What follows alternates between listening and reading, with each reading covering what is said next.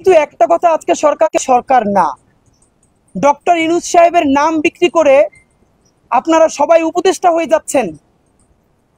একটা out and out স্পষ্ট কথা বলি, এই সরকারের কাজ খাল কাটা না, নদী খনন করা না। রক্তের মধ্য দিয়ে আইসা আগামী 10, 20 বা 30 বছরও যদি নদী খনন করা না হয়, বাংলাদেশ মরে যাবে না। খাল না কাটলেও বাংলাদেশ মরে যাবে না। বাংলাদেশে গণহত্যার বিচার না করলে বাংলাদেশ মরে যাবে। বাংলাদেশের স্বাধীনতার সার্বভৌমত্ব বাঁচবে কিনা, এইটা প্রশ্নটা এখন নির্ভর করছে জুলাই বাঁচার উপর। জুলাই না বাঁচলে বাংলাদেশ বাঁচবে না। সেই প্রশ্নে যখন এই সরকারের প্রথম বারবার মিটিং হওয়ার কথা ছিল বিএনপি, আওয়ামী লীগকে কোন ফরম্যাটে নিষিদ্ধ করা যায়, গণহত্যার বিচারটা কত দ্রুত নিশ্চিত করা যায়, তারা সেটা না করে এত কিছুর মধ্যে আরো 10টা কমিশন করেছে, তারা নারী কমিশন করেছে। সম্পূরক প্রশ্ন আসবে তাই আগে বলে দিয়েছি, এই যে একটা নারী কমিশন করেছেন, এই নারী কমিশনের কোন নারী জুলাইয়ের আন্দোলনে সম্পৃক্ত ছিলেন? এই নারী কমিশনের কোন নারী গত 15 বছরে ফ্যাসিবাদ সংগ্রামে সামনের সারিতে ছিলেন? আমরা নারী কমিশন হলেও তো সেই আমাদের মেয়েগুলো যারা জান দিয়েছে রাস্তায়, সেখানে একটা মেয়েকে তো আমরা দেখতে পাই না। কতক্ষণ নারী কমিশনের, এর মানে কি নারী সংস্কার লাগবে না? জুলাই যদি বেঁচে যায়, বাংলাদেশের স্বাধীনতার সার্বভৌমত্ব যদি বাঁচে, তাহলে আমাদের সকল সংস্কারগুলো ধীরে ধীরে হয়েই যাবে ইনশাআল্লাহ। আপনারা কিসের সংস্কার নিয়ে আসতেছেন? আপনারা আগে কথা ছিল সংস্কার নাকি নির্বাচন, এখন কথা চলে এসেছে জাতীয় নির্বাচন নাকি স্থানীয় নির্বাচন। এইসব হাবিজাবি বললে হবে না। সংস্কারও বুঝি না, নির্বাচনও বুঝি না, একমাত্র প্রথম এবং শেষ কথা বিচার এবং বিচার। এই সরকারের প্রথম এবং শেষ কাজ, তাকে বিচার করতে হবে। আপনাদেরকে স্পষ্ট জানাতে চাই, আজকে বিচার চাওয়া কেন আমাদের জন্য লজ্জার। এই সরকার তো এসেছে এই বিচার করবে, এই জন্য আমরা কেন বিএনপিকে বারবার অনুরোধ করেছি, প্লিজ আপনারা একটু নির্বাচনটা পরে চান। কেন আমরা জামাতকে বলেছি আপনারা এই সরকারকে সহায়তা করেন, আপনারা নির্বাচন চাইন না, কারণ আমরা মনে করেছি যদি এই গণহত্যার বিচার এই নির্দলীয় সরকারের অধীনে যে জুলাইয়ের ম্যান্ডেট নিয়ে এসেছে, সে যদি করে যেতে না পারে, আর কোন রাজনৈতিক দল এসে জুলাইয়ের বিচার করতে পারবে না দিল্লির চাপের কারণে। কারণ আপনারা জানেন এটা বাংলাদেশের অত্যন্ত কঠিন অবস্থা, যে কোনো দলই তারা ক্ষমতায় থাকতে চাইলে দিল্লির সাথে কোনো না কোনো অবস্থায় তাকে আপোষ করতে হবে। সুতরাং আমরা বিএনপিকেও বলেছি প্লিজ নির্বাচন নিয়ে আপনারা আরেকটু পরে কথা বলেন। জামাতকেও বলেছি, এর মানে কি এইটা যে আপনারা যা ইচ্ছা তাই উপদেষ্টা নিয়োগ দিয়ে সংস্কার কথা বলে খাল কেটে নদী খনন করে আপনারা জুলাইয়ের বিচার ভুলে যাবেন? আপনাদেরকে জানাই, আজকে এই সংবাদ সম্মেলনে আমার ডান পাশে আছেন এই জুলাই আন্দোলনের শহীদ আব্দুল্লাহ বিন জাহিদের মা, যার 2টা সন্তানের প্রথম সন্তান খুনি আওয়ামী লীগের গুলিতে নিহত হয়েছেন এবং পরের সন্তানটা এখন ক্যান্সারে আক্রান্ত। তার ছেলেকে হসপিটালে রেখে তিনি এই জুলাই গণহত্যার বিচার চাওয়ার জন্য এইমাত্র দৌড়ে আমাদের কাছে এসেছেন। একটা ছেলে শহীদ হয়ে গেছে, আর একটা ছেলে ক্যান্সারে আক্রান্ত, তাকে হসপিটালে রেখে মাকে কেন জুলাই বিচারের জন্য এখানে আসতে হবে? এই সরকারের কাজ কি? আমরা 8টা মাস, আপনারা জানেন আমাদেরকে দেখতেছেন, আমাদের ব্যক্তিগত জীবন নাই, আমাদের সংসার নাই, আমাদের পড়াশোনা নাই। মানুষ আমাদেরকে দেখলে এখন মানে আমাদের চেহারার দিকে অনেকে তাকানো যায় না। আমরা ক্ষমতার কাছে যাই না, কি মানে কিসের জন্য? আমরা মনে করেছি আমরাও যদি জুলাইয়ের প্রশ্নে জুলাইয়ের বিচার না করে চলে যাই, এই গণহত্যাকারী দল বাংলাদেশে অচিরেই আর একটা গণহত্যা চালাবে। তার প্রমাণ আপনাদেরকে বলি, দেখেন যাদের এখন সবার জেলে থাকার কথা, যাদের ট্রায়াল শুরু হয়ে যাওয়ার কথা, তারা প্রথম মিছিল শুরু করলো 10 জন 20 জন, আজকে তারা বড় বড় মিছিল দেয়। তারা ধানমন্ডিতে মিছিল দেয়, পিলখানায় মিছিল দেয়, তারা সেদিনকে মিছিল দিয়েছে আপনার উত্তরায়, তারপরে মিছিল দিয়েছে রামপুরায়, এখন খুলনায় তারা বড় মিছিল দিয়েছে। আপনাদেরকে স্পষ্ট জানাতে চাই, আমরা এতদূর বোকা না যে সরকারের একটা অংশ এবং বাংলাদেশ রাষ্ট্রের এজেন্সির একটা অংশ তাদেরকে সহযোগিতা না করলে জীবনেও তারা এখন এই মিছিল করার স্পর্ধা দেখাতো না। নাম্বার 2, আপনারা কি খেয়াল করে দেখেছেন তাদের মিছিল করার প্যাটার্নটা কি? তারা মিছিলে লিখছে ঢাকা 18 আসনের আওয়ামী লীগ বা জনতা। এর মানে তারা শুধু আওয়ামী লীগ লিখছে না, লিখছে ঢাকা 7, ঢাকা 18। এর মানে আগামী যে নির্বাচন হবে, সেই নির্বাচনে একটা গুড আওয়ামী লীগ নামে আওয়ামী লীগ অংশগ্রহণ করবে, সেই জন্য তারা আসন ভিত্তিক মিছিল শুরু করেছে। ভাইরা আমার, বিএনপি চাঁদাবাজি করে এই অভিযোগে আমরা 100টা গালি প্রতিদিন দেই, কিন্তু সরকারকে বলতে চাই, বিএনপিকে যে বলেন, বিএনপি নিজেও তো এই জুলাই গণহত্যার কতগুলো মামলা করেছে। দলগতভাবে মামলা করেছে, সেই মামলার বিচার আপনারা করেন না কেন? বিএনপিকে আমরা গিয়ে যখন বলি, বিএনপি তো বলে যে আমরা তো বলছি আমরা মামলা পর্যন্ত করেছি, সেই মামলা ট্রায়াল কেন সরকার শুরু করে না? দেখেন, একটা ট্রাইব্যুনাল, যেই ট্রাইব্যুনাল অনেক আগে গঠিত হয়েছে, সেই দ্রুত বিচার ট্রাইব্যুনাল দিয়ে গণহত্যা, যেখানে প্রায় 2000 শহীদ হতো, তাদের বিচার শুরু হয়েছে। এইখানের পুলিশরা এত ইনক্যাপাবল, প্রসিকিউটররা আমাদেরকে বলেছে আসামি পুলিশদেরকে নিয়ে ধরতে গেলে পুলিশ দৌড়িয়ে পারে না, প্রসিকিউটররা গিয়ে দৌড়িয়ে আসামি ধরা লাগে। কেন? এটা প্রসিকিউটরের কাজ। আপনি কেন দ্রুত বিচার ট্রাইব্যুনালে আরো 10টা ট্রাইব্যুনাল করেন নাই? আচ্ছা, 10টা পারেন নাই, 5টা ট্রাইব্যুনাল পারেন নাই, এই ট্রাইব্যুনালের মধ্যে আপনি আরো কেন একাধিক বেঞ্চ করেন নাই? মানে এইটা আপনার বিএনপি নিষেধ করছে? বিএনপি না হয় এই সংস্কার মানে না, সেই সংস্কার মানে না, বিএনপি বলেছে, জামাত বলেছে যে এই ট্রাইব্যুনালের মধ্যে আরো বেঞ্চ বাড়ানো যাবে না, আরো 10টা ট্রাইব্যুনাল করা যাবে না। জুলাই গণহত্যা আপনাদেরকে আমরা শুধু একটু বলি, আমরা এই গণহত্যার বিচার চেয়ে গত 16 দিন ধরে বাংলাদেশের প্রতিটি বিভাগে এবং বৃহত্তর জেলায় আমাদের পোস্টার নিয়ে, লিফলেট নিয়ে আমরা জনসংযোগে গেছি। আমরা প্রতিটা বিভাগে গিয়ে 1-2জন শহীদের কবর জিয়ারত করেছি। ভাইরা আমার, এইসব শহীদদের পরিবারদের চোখের দিকে তাকানো যায় না। আপনি আপনার ক্ষমা করতে পারবেন না এই পরিবারের মায়ের সাথে কথা বলে। শহীদ আবু সাঈদের কবর জিয়ারত করতে গেছি, তার মা আমাদের মাথায় হাত রেখে কেঁদে ফেলেছে, কোনো কথা বের হচ্ছে না। শহীদ ওয়াসিমের বাবা বলছে আমি আর কোনো কথাই বলবো না, এখনো যদি বিচার চাওয়াই লাগে তাহলে আর কোনো কথাই বলবো না। আমরা রাজশাহীতে যেই শহীদের কবরে গেছি, কি অবহেলা দেখেন। কবরস্থানে, সরকারি কবরস্থানে জুলাই শহীদ আঞ্জুমের একটা নেম প্লেট পর্যন্ত, সাকিব আঞ্জুমের একটা নেম প্লেট পর্যন্ত সরকার দেয় নাই যে এখানে একটা শহীদ, জুলাই শহীদ, তার কবর আছে। এই অবহেলা কেন? আপনার কাজ ছিল এই শহীদদের পূর্ণাঙ্গ তালিকা করা, আহতদের চিকিৎসা করা, আপনার কাজ ছিল প্রত্যেকের বিচার করা। সব থেকে ভয়ানক কথা বলি, এই আওয়ামী লীগ নিষিদ্ধ হবে কি হবে না, এই প্রশ্নে আসিফ নজরুল স্যার 2-1 দিন আগে অথবা আজকে মানব জমিনে সম্ভবত একটা কলাম লিখেছেন।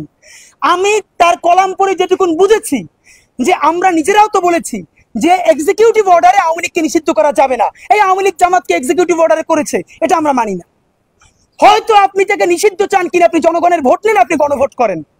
আপনি গণভোট যদি না করেন, এখন যেটা বুঝছি তারা আদালতের আশ্রয় নিতে চায়, ভেরি গুড, আমরাও চাই আদালত মীমাংসা দিক, গণহত্যাকারী দল হিসেবে আওয়ামী লীগের বিচার হোক। তাতে যদি নিষিদ্ধ হয় হয়ে যাবে, নিষিদ্ধ না হলে না হবে, কিন্তু দলগতভাবে আওয়ামী লীগের বিচার শুরু হচ্ছে না কেন? আসিফ নজরুল সাহেবের কলাম পড়ে বুঝলাম তিনি জনগণকে বলছেন যে কোনো ভাবে তারা যেন আদালতে মামলা করে।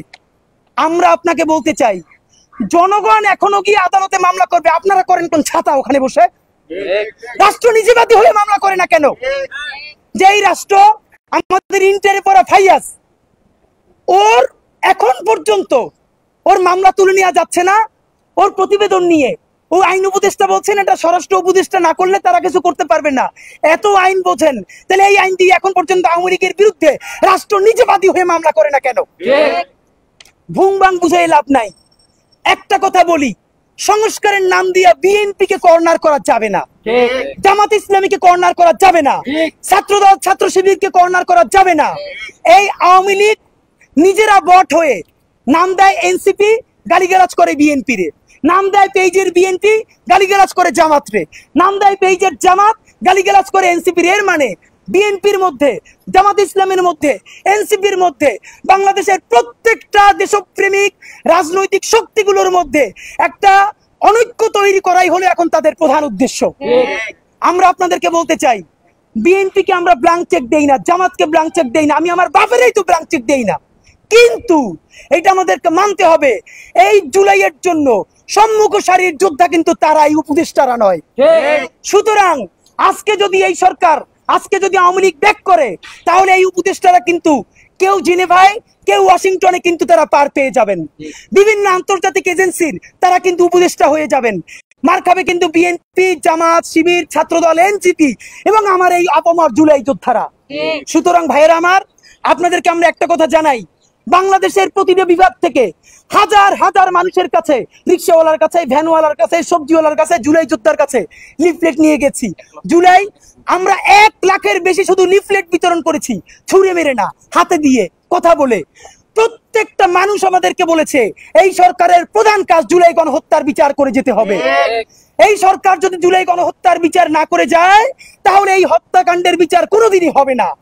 তারা চাচ্ছে পরবর্তী নির্বাচিত সরকারের কাঁধে এই বিচারটা দিয়ে যেতে। এইটাই যদি তোমরা চাও তাহলে তোমরা এতদিন উপদেষ্টা হয়ে বসে আছো কেন? তোমরা ভিআইপি প্রোটোকল নিচ্ছ কেন? নাম্বার 2, আপনাদের কাছে আরেকটা জানাতে চাই। আপনারা জানেন যে আমরা জনগণের প্রতিক্রিয়া গেছি, রাজনৈতিক দল বিএনপি, জামাত ইসলামী, এনসিপি, খেলাফত মজলিস, ইসলামী আন্দোলন থেকে শুরু করে এই বাংলাদেশের জুলাইয়ের অংশীদার প্রত্যেকটা রাজনৈতিক দলের কাছে আমরা 2 দিনে গেছি। প্রত্যেকটা রাজনৈতিক দল আমাদেরকে বলেছে নির্বাচনের প্রয়োজনে রাজনৈতিক দল হিসেবে আমাদেরকে বিভিন্ন কথা বলতে হয়, এগুলো আমরা বলি। কিন্তু এই বিচারের দাবিতে, লীগ নিষিদ্ধের দাবিতে আমরা কেউ কম্প্রোমাইজ করতে চাই না। এই সরকার তাহলে বিচার করছে না কেন? সুতরাং অতি দ্রুত সরকারকে অবস্থান গ্রহণ করতে হবে। আপনাদেরকে একটা পিলখানা হত্যাকাণ্ড নিয়ে যেটা হয়েছে, অনেক কথার পরে একটা কমিশন করা হয়েছে পিলখানা গণতদন্ত নিয়ে।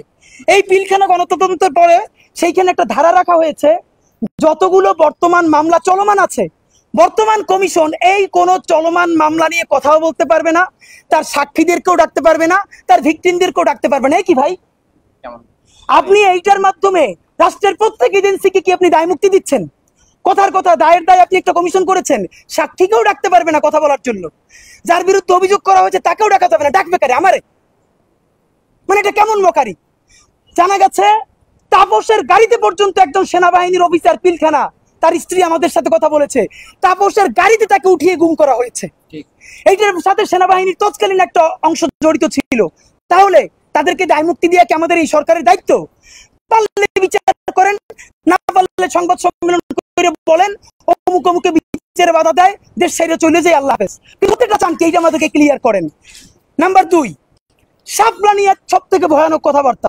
আমাদের প্রচুর মানুষ কথা বলার কারণে অন্তত পিলখানা নিয়ে একটা নামকাওয়াস্তে কমিশন হলেও হয়েছে। ভাই, পিলখানায় শহীদ হয়েছে দেশপ্রেমিক সেনাবাহিনী, তবুও তারা কিন্তু এলিট, আরবান। এই আরবান এবং এলিট ধনী লোক বলেই কি তাদেরকে বুঝ দেওয়ার জন্য একটা কমিশন হলো? আর হেফাজতে যারা এসেছে কমি মাদ্রাসার গ্রাম থেকে আসা একটা কিশোর, গরিব বলেই কোন নামে এখন পর্যন্ত একটা কমিশন করলে এই সরকারের ইজ্জত যায়? এই সরকারের শাপলা নিয়ে কথা বলতে যদি ইজ্জত যায়, তাহলে শাপলার লোকদের ত্যাগের বিনিময়ে যে জুলাই হয়েছে, সেই জুলাইয়ের সরকার হইতে তার ইজ্জত যায় না? যাত্রাবাড়িতে 80 জনের অধিক মাদ্রাসার ছেলে শহীদ হয়েছে, হাজার হাজার মাদ্রাসা ছেলে পঙ্গু হয়ে আছে, তাদেরকে কথা বলতে তাদের রক্তে আপনার সরকার হইতে ইজ্জত যায় না? অতি দ্রুত শাপলা গণহত্যা নিয়ে তদন্ত কমিশন করতে হবে। আপনাদেরকে আমরা জানাই ভয়াবহ একটা অবস্থা চলছে। ফৌজদারি দণ্ডবিধির 132 নম্বর ধারা, এই ধারায় লেখা আছে আপনি যদি কোনো মামলা করতে চান, সরকারি কোনো কর্মকর্তা এবং পুলিশ তাদের, তাহলে স্বরাষ্ট্র মন্ত্রণালয়ের পারমিশন লাগবে।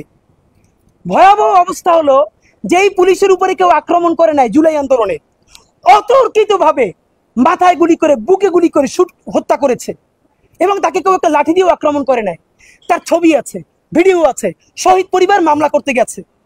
পুলিশ তাকে বলছে থানা দিয়ে যে আপনি যদি পুলিশের নামে মামলা করতে চান তাহলে এইটা স্বরাষ্ট্র মন্ত্রণালয়ে পাঠানো লাগবে, পাশ হয়ে আসতে আসতে আগে আসলেও 3 মাস।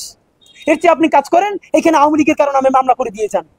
কি ভাই, মানে যেই পুলিশ গণহত্যা সরাসরি জড়িত, যাকে আক্রমণ করে না, সে নিজে গুলি করে হত্যা করে ফেলেছে, তার বিরুদ্ধে এমনিতে মানুষের হয়তো ছেলে মারা গেছে বা মেয়ে মারা গেছে, বিপর্যস্ত হয়ে গেছে, এখন সে আবার স্বরাষ্ট্র মন্ত্রণালয়ে ঘুরবে বিচার করার জন্য, তাহলে এই রাষ্ট্রের কাজ কি? অতীত এরপরে কয়দিন আগে আর একটা প্রজ্ঞাপন জারি করা হয়েছে, সরকারের অনুমতি না নিয়ে এই জুলাই এদের কারো মামলা করা যাবে না অথবা অ্যারেস্ট করা যাবে না। ভাই, মিথ্যা মামলা তো হচ্ছে, মিথ্যা মামলা যাতে না হয় আপনি একটা ভিন্ন কমিশন করে দেন, দ্রুত প্রত্যেক জেলায় বা বিভাগে করে দেন, তারা যেন চেক করে দেয় যে মিথ্যা মামলা নাই। কিন্তু আপনি যদি এখনই সেটা করেন তাহলে বিচারটা হবে কার? এইসব বন্ধ করতে হবে।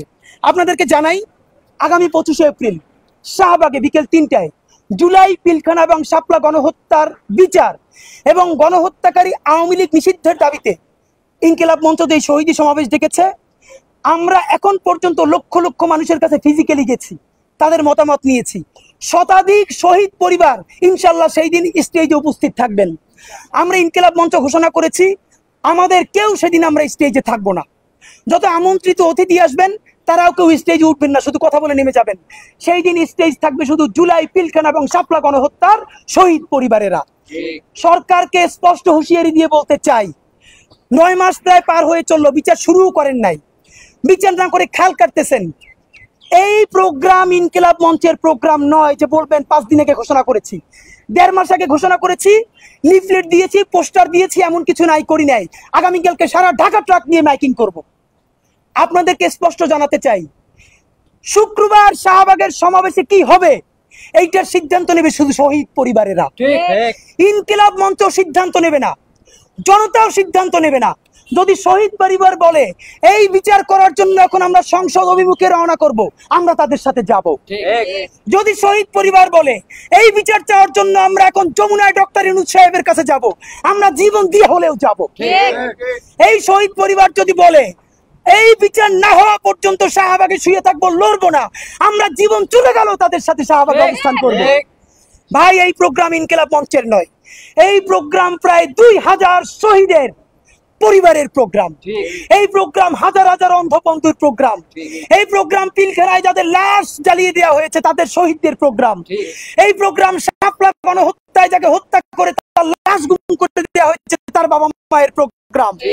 সুতরাং জুলাই পিলখানা শাপলার রক্তের মধ্যে দাঁড়ায়া আমরা চূড়ান্তভাবে সমাবেশে ঘোষণা করতে চাই।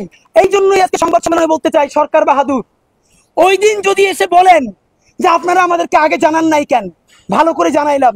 শহীদের মা পাশে বসে আছেন, একটা ছেলেরে কবর দিছেন, তারপরে সেই শোকে তার বাবা মারা গেছে, এখন ছেলেটা ক্যান্সারে, আন্টি একা লড়তেছে। এইরকম হাজার হাজার শহীদের গল্প খোঁজ নিছেন, নেন নাই, বিচারও করেন নাই। আগামী শুক্রবার শহীদ সমাবেশ থেকে শহীদ পরিবারেরা যেই ঘোষণা দিবে সেই ঘোষণা বাস্তবায়নের জন্য ইনকিলাব মঞ্চ এবং সারা বাংলাদেশের ছাত্র জনতা ইনশাআল্লাহ প্রয়োজনে জীবন দিয়ে দেবে ইনশাআল্লাহ।